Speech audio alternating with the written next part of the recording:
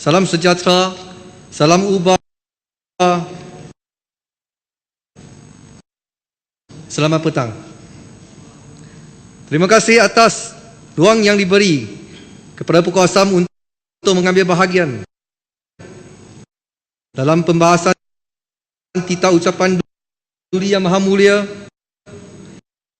Pemangku Lajar Perak Lalu Rizwan.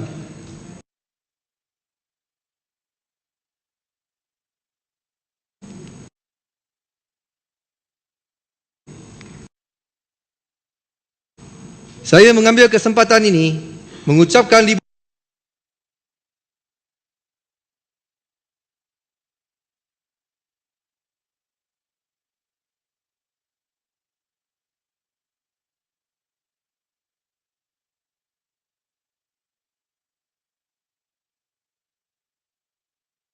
demi melaksanakan tanggungjawab secara berdedikasi, ikhlas, jujur lagi berintegriti.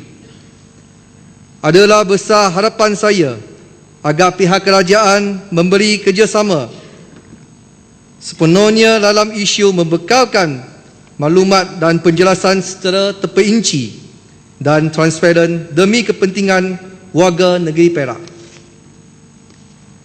Sebelum saya menyentuh isu kawasan saya di Pukul Asam, saya mengambil kesempatan ini mengucapkan terima kasih dan syabas kepada Tuan dan Tuan Timbalan Yang di-Pertua yang telah berjaya memperkenalkan kaedah-kaedah yang baik dan relevan seperti liputan siaran langsung, sesi soal jawab dan sesi pembahasan yang teratur demi mempertingkatkan kualiti persidangan Dewan Yang Mulia ini. Adalah harapan saya sebagai seorang Yang Berhormat yang baru pada sesi yang akan datang, lebih banyak masa akan diperuntukkan untuk menyelesaikan soalan-soalan dan masalah yang bertimbun-timbun. Timbalan Tuan Yang di-Pertua, izinkan saya merujuk kepada titah ucapan Tuanku yang merangkumi pelbagai dimensi kemiskinan, antaranya kemiskinan akses pendidikan telah menarik perhatian saya. Walaupun kerajaan pusat membekalkan pendidikan percuma untuk semua rakyat Malaysia sehingga ke tahap sekolah menengah, tetapi ia masih melibatkan kos sampingan yang tertentu seperti kos pengangkutan, pakaian seragam sekolah, kos buku latihan dan sebagainya. Segala kos ini agak berat jika dipikul oleh keluarga yang miskin. Adalah impian kerajaan negeri mencapai Perak maju pada tahun 2015, tetapi sebahagian daripada kanak-kanak dari keluarga kurang bertuah terpaksa berhenti dari sekolah pada umur sebelum masuk ke sekolah menengah. Pada pendapat saya, kanak-kanak ini walaupun mempunyai ibu bapa, tetapi keadaan mereka adalah jauh lebih teruk daripada anak yatim. Kerana setidak-tidaknya kebanyakan anak-anak yatim berpeluang memperolehi kasih sayang dan bantuan dari masyarakat penyayang dan agensi-agensi kebajikan kerajaan dan NGO yang tertentu. Menerusi penelitian saya, kebanyakan kanak-kanak yang berkenaan adalah dari keluarga yang berpecah belah, ketua isi keluarga yang melupakan banduan, kaki botol, penagih rada dan sebagainya. Walaupun menurut jawapan yang diterima dari soal jawab lisan semalam, kadar anak-anak negeri Perak yang tercicir persekolahan hanya 0.12% bersamaan dengan 283 orang di sekolah rendah. Berdasarkan kanak-kanak tidak pernah meminta diri mereka dilahirkan pada keluarga yang teruk dan miskin sedemikian. Adalah besar harapan saya memohon kerajaan negeri merancang dan bertindak secara proaktif untuk mendaftarkan dan membantu kanak-kanak dari golongan tersebut secara terus untuk membimbing kanak-kanak ini menjadi generasi muda yang bakal menjadi harapan bangsa. Sudah menjadi kebiasaan saya menegur ahli-ahli keluarga penduduk kawasan saya, khasnya mereka yang miskin, supaya mengambil berat terhadap pendidikan anak-anak mereka. Walaupun betapa susah atau miskin, menerusi pendidikan, segala kemiskinan dalam masyarakat akan resap dan lenyap. Dan yang lebih penting, rakyat yang berpendidikan tinggi adalah teras kemajuan masyarakat dan negara. Dalam titah ucapan tuanku, sektor pertanian adalah sektor strategik kekal penting dan akan terus dibangunkan, terutamanya aktiviti pengeluaran makanan. Saya ingin menarik perhatian Tuan Timbalan Yang di-Pertua bahawa saya juga telah berkali-kali menerima aduan mengenai pengusiran pengusaha menanam buah-buahan kerana kawasan tanah yang diusahakan selama berpuluh-puluh tahun telah diberikan kepada syarikat-syarikat untuk pengeluaran tanah liat dan kemajuan yang lain. Akibatnya, pokok-pokok buah-buahan ditebang tanpa sebarang notis dan pampasan. Segala kerugian teruk ditanggung oleh pengusaha tanaman dan mata pencarian rezeki terputus dengan begitu sahaja.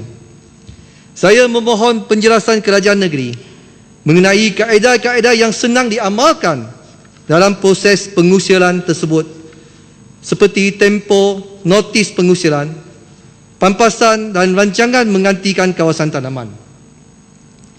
Saya mencarankan supaya pengusiran tersebut dapat dilakukan secara teratur dan terancang demi kepentingan semua pihak yang terbabit. Tuan Timbalan Yang di-Pertua, pada saat-saat keadaan ekonomi yang kian merosot dan kos kehidupan yang semakin meningkat, demi memenuhi harapan dan amanat rakyat, saya terpanggil untuk membawa isu kenaikan sewa gerai-gerai yang dipantau oleh Majlis Pemberantasan Taiping ke Dewan Yang Mulia ini. Masalah yang dihadapi ialah kenaikan sewa secara tiba-tiba yang terlampau tinggi akan menjejaskan pendapatan penjaja, maka ia akan mengakibatkan kenaikan harga makanan yang dibekalkan oleh gerai-gerai tersebut tidak akan dielakkan. Sebagai sebuah kerajaan yang berakalkan konsep kerajaan rakyat oleh rakyat untuk rakyat, seperti dalam titah ucapan tuanku, saya memohon kepada kerajaan negeri supaya mengambil kira kaedah-kaedah yang dicarankan seperti berikut untuk meringankan bebanan penjajah dan peniaga kecil ini. 1. Mengadakan sesi perundingan dengan penyewa-penyewa yang terbabit. Yang kedua, memberi tempoh notis kenaikan sewa selama 6 bulan. Yang ketiga, mengagihkan kenaikan secara berperingkat dalam 3 tahun yang akan datang atau berpandukan kepada keadaan ekonomi pada masa yang akan datang. Yang keempat, menaik taraf kelengkapan dan infrastruktur secara terancang dan berperingkat demi meningkatkan kadar perniagaan. Demi kepentingan rakyat, kami sebagai wakil rakyat yang diberi amanat untuk berkhidmat harus diberi ruang dalam proses perundingan dan perancangan perihal yang melibatkan kawasan-kawasan kami seperti yang tersebut tadi. Satu lagi masalah serius yang memerlukan tindakan segera, iaitu logik septik komunal di Taman Raja Idris, Pokok Asam, telah melimpah dan menyebabkan kacau ganggu bau sejak beberapa bulan yang lalu sebelum saya dipilih menjadi Yang Berhormat Pokok Asam. Dengan duka citanya, surat balasan dari pihak Suruhanjaya Perkhidmatan Air Negara SPAN Cawangan Perak memberitahu bahawa berdasarkan peruntukan sedia ada adalah menjadi tanggungjawab pemilik dan penghuni premis untuk menyelenggara dan memastikan tangki septik komunal tersebut berfungsi dengan baik. Untuk maklumat Tuan Timbalan Yang di-Pertua, Taman Raja Idris merupakan skim rumah kos rendah yang telah wujud sejak tahun 70-an dan saya memohon pihak kerajaan mengambil tindakan yang segera untuk mengelakkan masalah ini berlanjutan lalu menjejaskan kesihatan penduduk-penduduk sekitar. Oleh kerana soalan saya mengenai Bukit Lalut sudah dijawab pada sesi soalan lisan pada pagi tadi, pembahasan saya ini tidak dipendekkan. Tuan Timbalan Yang di-Pertua, memandangkan semua isu yang dibangkitkan memerlukan tindakan yang segera, diharap pihak kerajaan akan menjawab secara terperinci semasa sesi penggulungan pada hari esok. Sekian, terima kasih. Terima kasih, Yang Berhormat.